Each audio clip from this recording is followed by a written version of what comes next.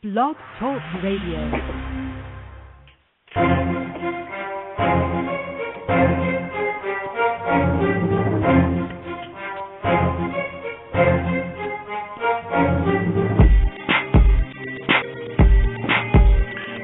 Good afternoon there, Kingdom Warriors. Tuning into the Breaking Out of the Matrix program on today's date of Wednesday, August 27th, 2014. Thanks for tuning in. We're having essentially some issues with our guest call-in line. We had special guest Dr. Chuck Baldwin trying to call in today to join us. We had an awesome show scheduled for you here, but as of right now, for some reason, the number's not working. So we'll give it a few minutes and see if we can't get Dr. Baldwin in here. In the meantime, thanks for tuning in. I'm your host, Caleb Kid Coy, a.k.a. the X-Man. Our website's www.matrixbreakout.com and www.warriorsrising.com. I did a show yesterday. I hope you got a chance to hear that. Had to do with overcoming battles and trials and struggles through relationship, through intimacy. And you can find that archive there at blogtalkradio.com/warriorsrising. Take a few minutes and give that a listen. Last week, to kind of summarize the broadcast with Dr. Baldwin, we got into some pretty intense and controversial topics. First and foremost was we ran over the border situation and the influx, the infiltration, if you will, of ISIS terrorists as well as the gang members that have been coming in across the border. And kind of covered a little bit about the situation in Ferguson, Missouri, and the potential police state uprising that was taking place there. And, you know, these situations, as time goes on, become more and more sensitive, become more and more volatile. And one thing in particular that we had talked about was that incidents in the past, you know, we could go back to decades ago. We could go back to things more recent like Sandy Hook and some of these school shootings all the way back to Columbine, but have helped to initiate this police state that we're seeing come into place. And I'm sorry here, I'm trying to text and communicate here to get Mr. Baldwin on the line, so I apologize for that. His secretary called in. Everything's working fine, but he can't seem to get through. No surprise there. A little warfare, a little battle. It's not outside of the ordinary, but these things happen. So anyway, if you didn't get a chance to get listening to that program, please go back and do so. And then we talked a little bit about the newsletter where we shared some of these details. Let me go over a little bit of this. And what was interesting was some of the statistics that were written by an article in the London Guardian titled Ferguson Police, a stark illustration of newly militarized U.S. law enforcement. And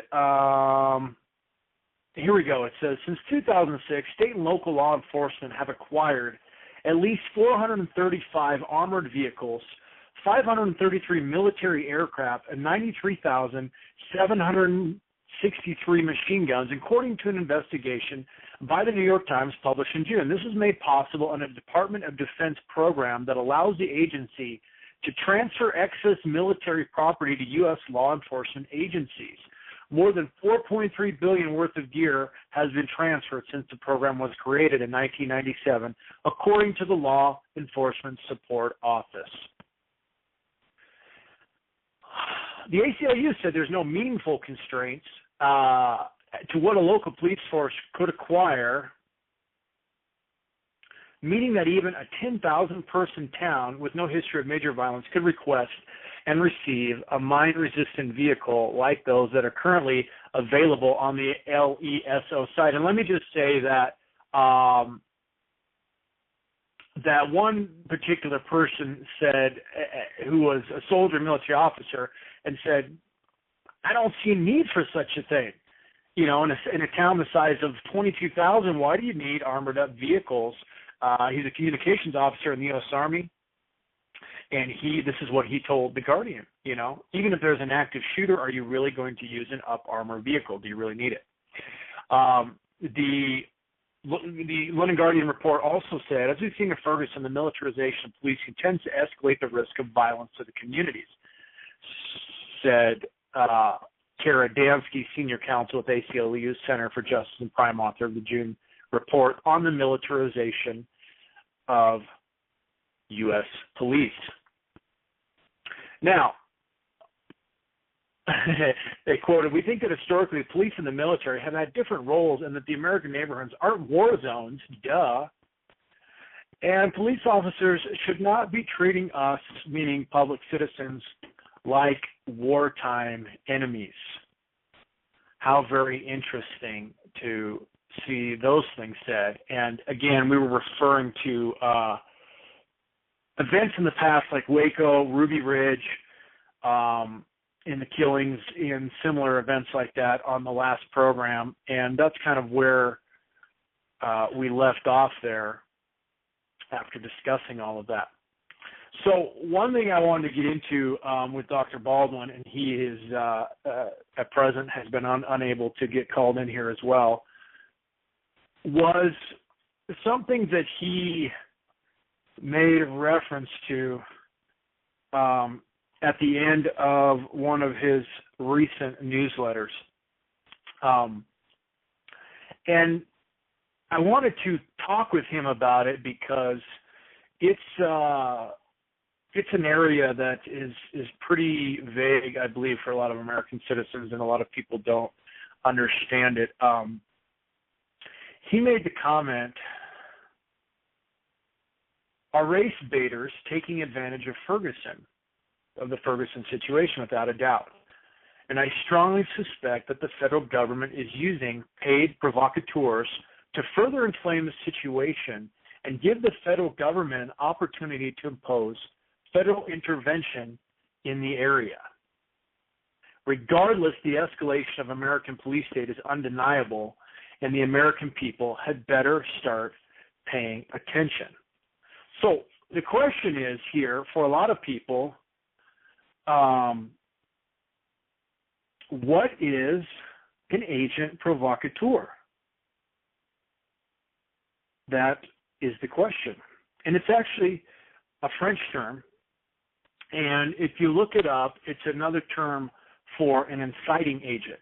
Now, an agent provocateur is an undercover agent who acts to entice another person to commit an illegal or rash act or falsely implicate them in partaking in an illegal act. Really, Caleb? Really? Yeah, absolutely. I don't think we have any idea how common this has become for the government to send provocateurs, undercover agents, to help entice another person, or basically they are sent in most of the time, typically in an already sensitive and volatile situation that is escalating. Why? Why do we do this? Pastor Baldwin, are you there? I finally made it. I'm here, Caleb. Oh, rock and roll. Glad to have you in here. So have you been listening in thus far? I caught about 60 seconds of what you were saying. Okay.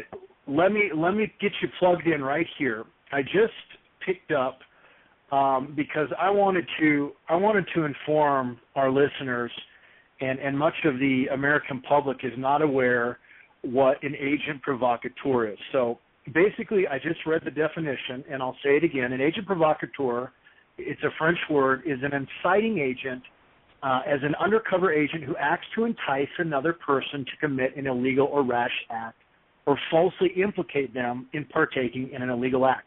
And I wanted to bring this up, Pastor Baldwin, because you did make reference to it in the end of your newsletter last week. Now we're live with Dr. Chuck Baldwin, chuckbaldwinlive.com, pastor of Liberty Fellowship in Montana. And we're discussing what an agent provocateur is. And you made reference to this, Chuck, at the end of your newsletter. And again, would you kind of go into a little more detail of what these persons are, what they do, and maybe potential examples and situations where they have been set in to make a very volatile situation even more volatile?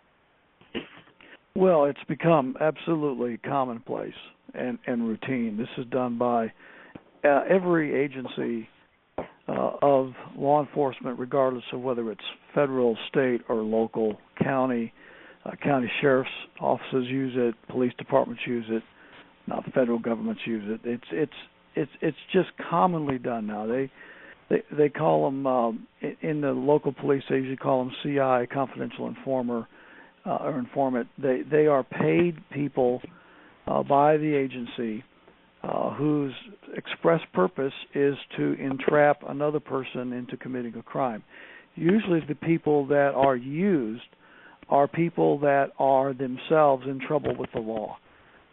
They are facing jail time. They're facing serious sentencing for whatever act they have previously done. And so what normally happens is the government will then go to this person because of their contacts.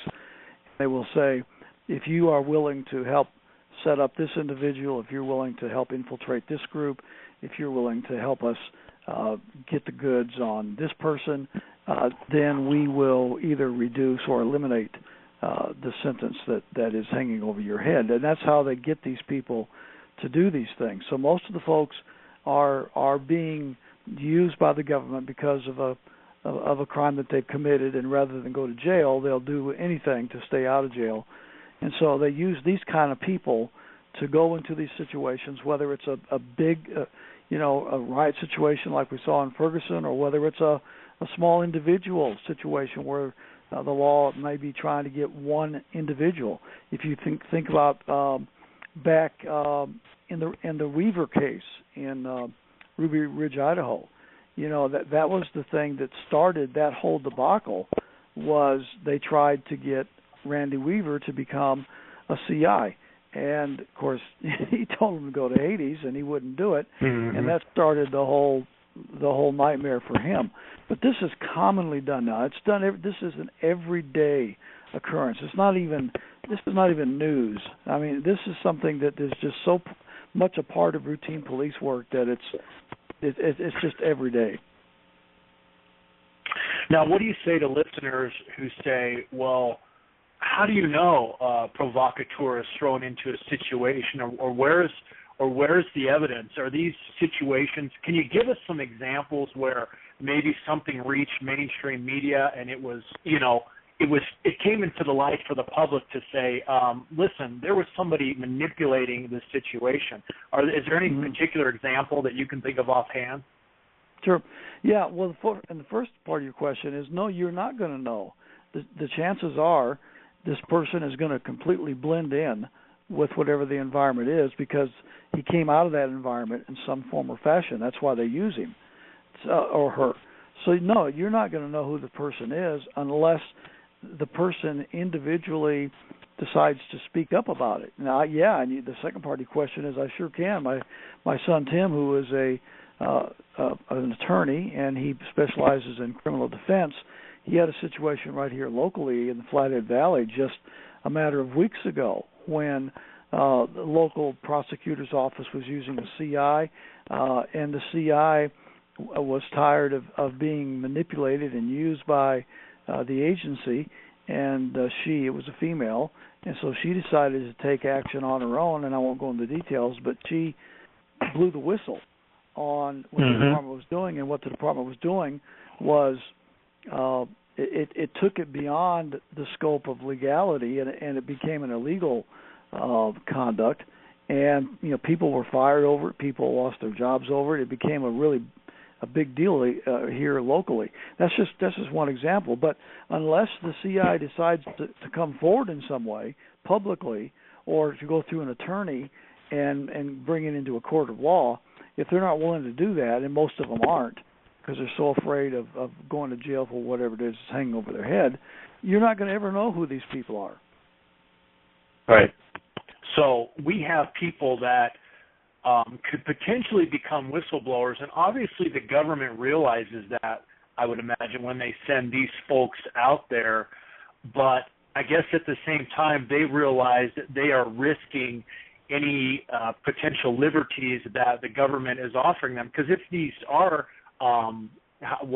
criminals, ex-convicts or whatnot, then obviously 9 times out of 10, they're probably going to follow through with what they're being asked to do, because they want to go free. They don't want to go back to prison. They don't want to go back to jail. And as you mentioned, what an incredible example with Timothy of a situation where somebody, that obviously had to take a lot of guts, because that could have potentially backfired on them, I would imagine. They're going to try to cover up the fact, that these types of people are out there, correct? Absolutely. It could have been, the individual involved could have faced potentially life in prison, or most of their life in prison. It was it was an extremely risky thing to do, but they did it, and they prevailed. They won, and the charges were dropped completely.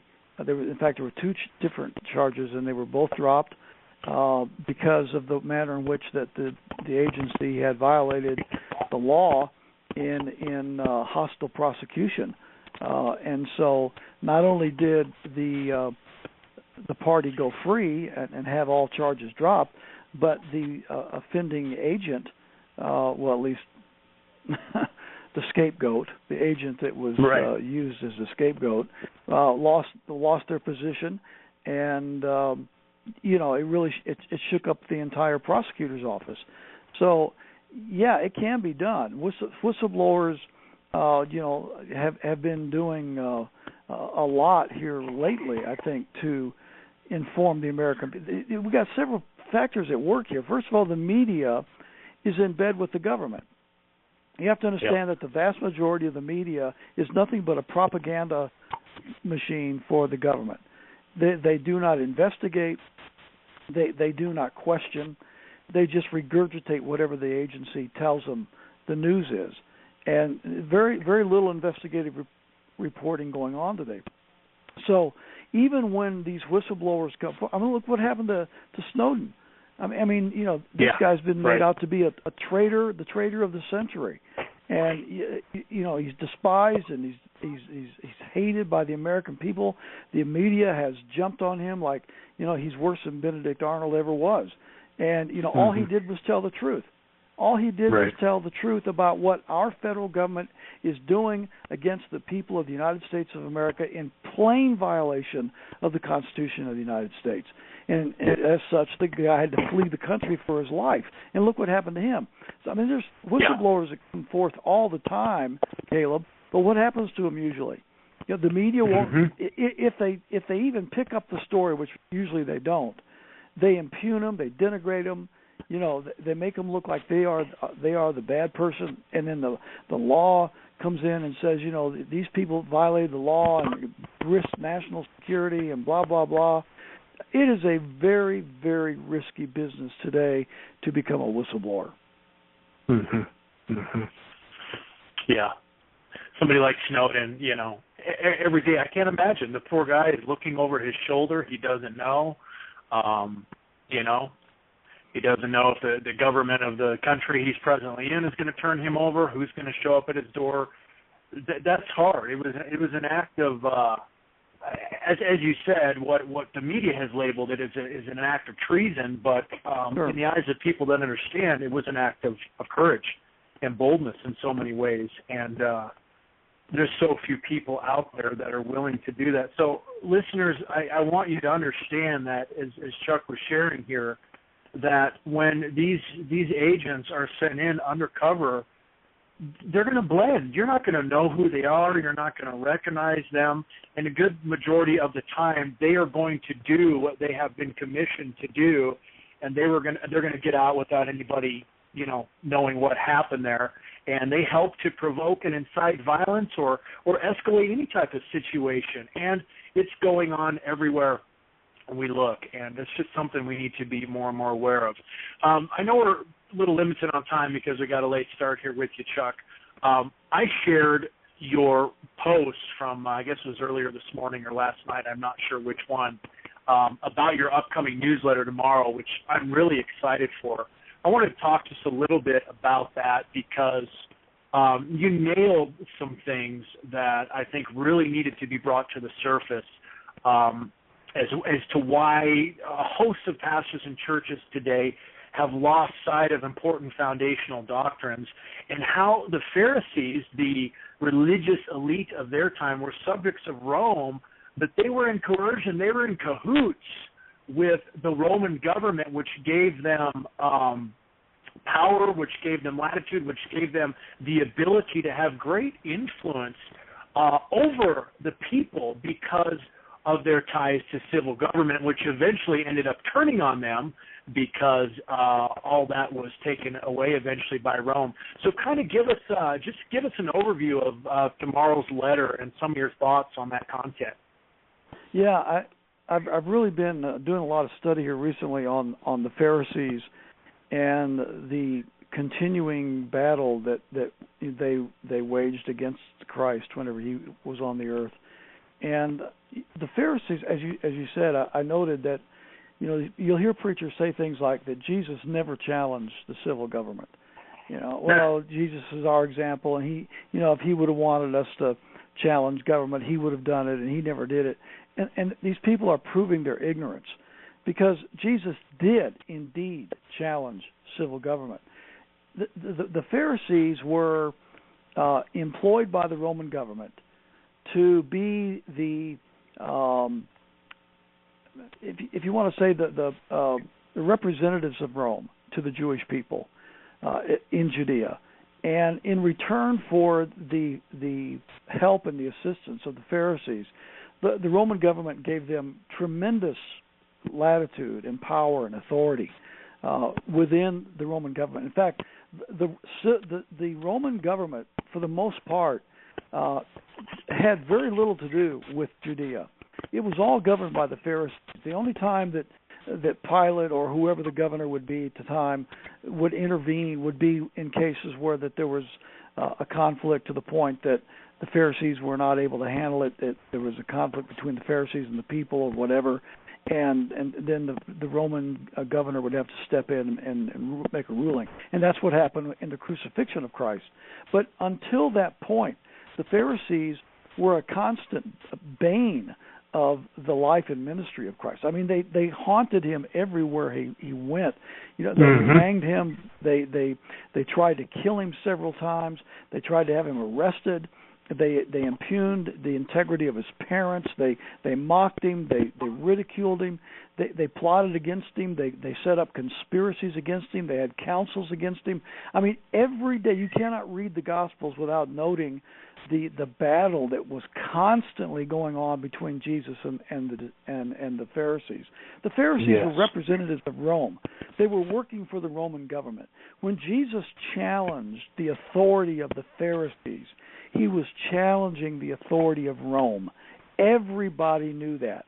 There was a direct confrontation over the authority of both the Pharisees and the Roman government when Jesus stood up to the Pharisees. He was challenging the authority of Rome. Everybody understood that. You remember the story when the penny came up. Jesus, whose inscription is on the coin. Right. Do we give tribute to Caesar or not? Well, what motivated that question? Well, what motivated the question was they knew that Jesus was challenging the authority of Rome. He was challenging the authority of the Pharisees. So that's why they asked him, okay, well, you're challenging this, so do we pay taxes or not? That whole dialogue happened because they knew Jesus was challenging civil authority. The same thing when they came to the trial of Christ.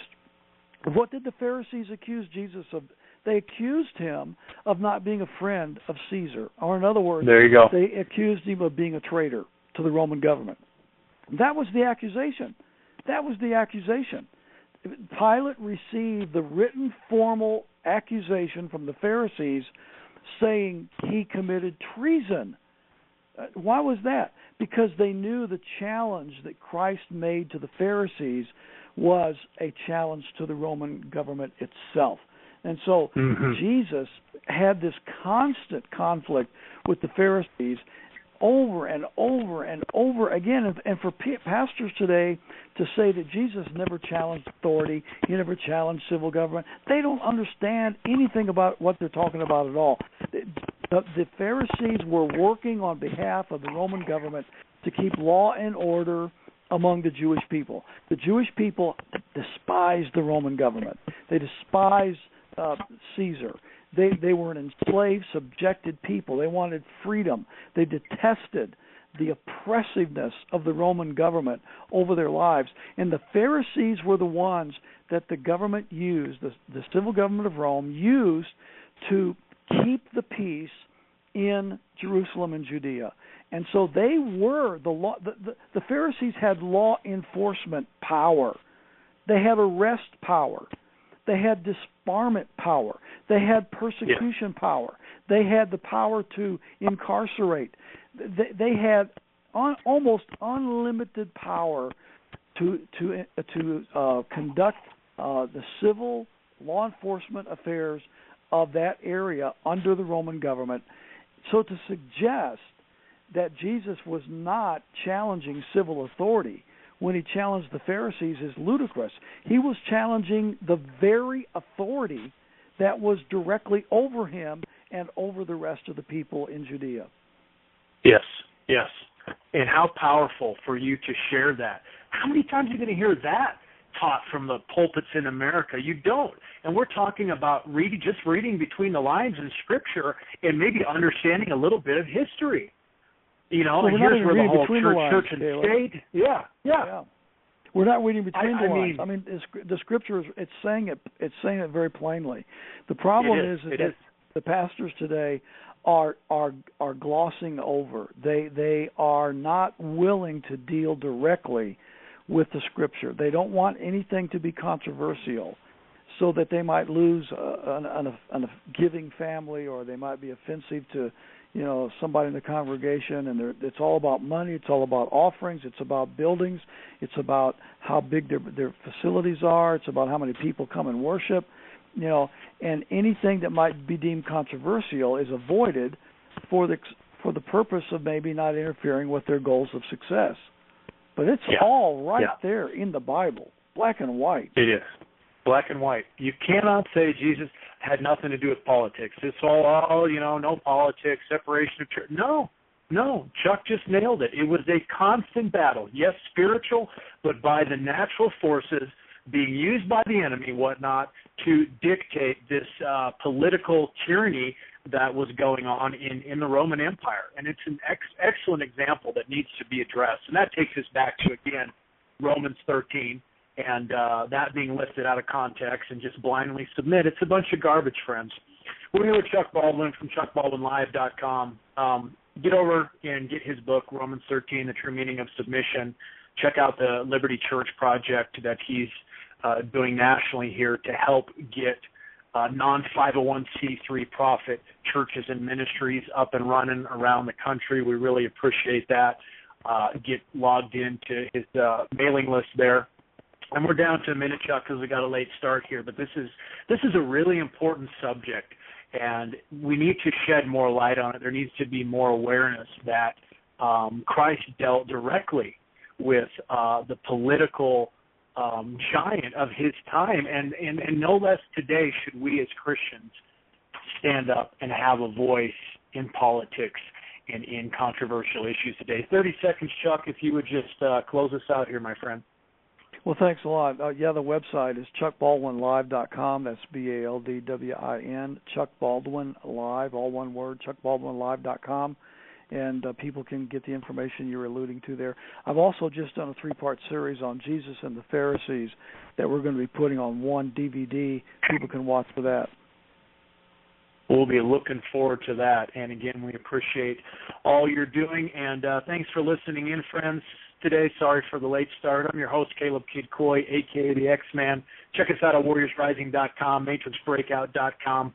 Send us some emails, and we'll try to do a special show here with Chuck in the future where we can take some of your questions. So write me, email me, subscribe to Chuck's mailing list, and have a great day.